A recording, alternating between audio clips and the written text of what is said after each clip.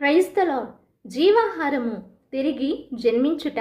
బాప్తిజమమిచ్చు యోహాను భక్తుని సాక్ష్యము.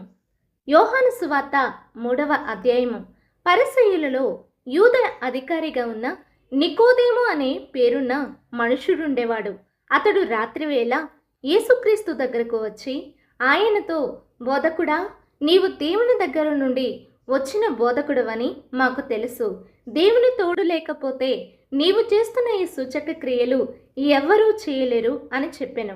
యేసు అతనితో, నేను నీతో చెప్పుచున్నాను, ఒకడు మరలా జన్మిస్తేనే కాని అతడు దేవుని రాజ్యం చూడలేడు అని జవాబిచ్చెను. అందుకు నికోదేము, మనుష్యుడు ముసలివాడయ్యాక ఎలాగు జన్మించగలడు?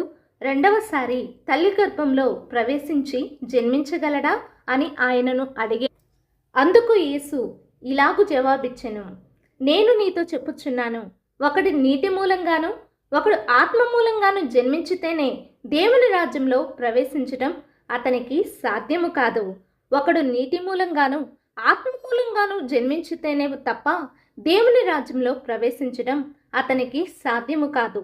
శరీరం మూలంగా జన్మించింది శరీరం అవుతుంది, ఆత్మ మూలంగా జన్మించింది ఆత్మ అవుతుంది. మీరు మరలా జన్మించాలి అని నేను మీతో చెప్పినందుకు ఆశ్చర్యపడవద్దు. గాలి తనకిష్టమైన చోటుకి విసురుతుంది. నీవు దాని శబ్దము వింటివే గాని అది ఎక్కడి నుండి వస్తుందో ఎక్కడికి పోతుందో నీకు తెలియదు. ఆత్మ మూలంగా జన్మించిన ప్రతివాడు అలాగే ఉండును. అందుకు నికోదేము, ఇది ఎలా సంభవిస్తుంది అని ఆయనను అడిగెను. యేసు అతనికి ఇలాగు జవాబిచ్చెను, నీవు ఇశ్రాయేలులో బోధకుడువిగా ఉంటూ కూడా ఇది ఎరుగవా? నేను నీతో చెప్పుచున్నాను, మాకు తెలిసిన విషయాలే మేము చెబుతాం, చూసిన దానికే సాక్ష్యమిస్తాం, కానీ మా సాక్ష్యం మీరు అంగీకరించరు. భూమి మీద ఉన్నదాన్ని నేను మీతో చెబితే మీరు నమ్మకున్నప్పుడు పరలోకంలో ఉన్నదాన్ని మీతో చెబితే ఎలాగూ నమ్ముతారు? పరలోకం నుండి దిగి వచ్చినవాడు పరలోకంలో ఉన్నవాడు అయిన మనుష్య కుమారుడే తప్ప పరలోకానికి ఎవ్వరూ ఎక్కిపోలేదు. అరణ్యంలో మోషే సర్పాన్ని ఎత్తినట్టే మనుష్య కుమారుడు కూడా ఎత్తబడాలి. ఆయన మీద నమ్మకం ఉంచే ప్రతి వారు నశించకుండా నిత్యజీవం పొందడానికి ఇలా జరగాలి. తన ఒక్కగానొక్క కుమారుని మీద నమ్మకం ఉంచిన వాళ్ళెవరూ నశించిపోకుండా నిత్యజీవం పొందాలని ఆయనను ఇచ్చివేసేంతగా దేవుడు లోకమును ప్రేమించాడు. దేవుడు తన కుమారుని లోకంలోనికి పంపింది శిక్ష విధించడానికి కాదు, లోకం ఆయన ద్వారా రక్షించబడడానికే పంపాడు. ఆయన యందు విశ్వాసం ఉంచే ప్రతి వానికి శిక్ష లేదు. విశ్వసించని వాడు దేవుని ఏకైక కుమారుని పేరు మీద విశ్వాసం ఉంచలేదు కనుక వానికి ఇంతకు ముందే శిక్ష విధించబడింది. ఆ శిక్షా విధి ఇదే: వెలుగు లోకములోనికి వచ్చింది, కానీ మనుషుల పనులు చెడ్డవి గనుక వారు వెలుగు కంటే చీకటినే ప్రేమించారు. చెడుగా ప్రవర్తిస్తున్న ప్రతివాడు వెలుగును ద్వేషిస్తాడు. తన పనులు బయటపడిపోకుండా ఉండాలని వెలుగులోనికి రాడు. సత్యాన్ని అనుసరించి నడిచేవారు తమ పనులు దేవుని మూలంగా చేయబడినవని వెల్లడి కావడానికి వెలుగు దగ్గరకు వస్తారు. ఆ తర్వాత యేసు తన శిష్యులతో కూడా యూదయ దేశానికి వచ్చి అక్కడ వారితో కూడా ఉండి బాప్తిజమం ఇస్తూ వచ్చాడు. యోహాను కూడా సలేము దగ్గరనున్న ఐనోనులో బాప్తిజమం ఇస్తూ వచ్చెను. అక్కడ నీళ్ల విస్తారంగా ఉన్నాయి.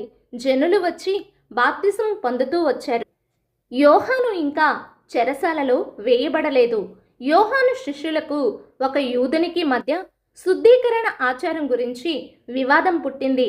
వారు యోహాను దగ్గరకు వచ్చి అతనితో, రబ్బీ, యోర్దానుకు అవతల నీతో కూడా ఉన్నవాడు, నీవు సాక్ష్యం చెప్పిన వ్యక్తి ఇదిగో బాప్తిజమం ఇస్తూ ఉన్నాడు, అందరూ ఆయన దగ్గరకు వెళ్తున్నారు అని చెప్పారు.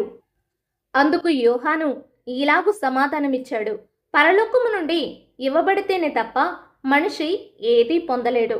నేను క్రీస్తును కానని, ఆయన నాకంటే ముందుగా పంపబడిన వాడని నేను మీతో చెప్పినట్టు మీరే సాక్షులు. పెళ్లి కుమార్తె గలవాడే పెళ్లి కుమారుడు.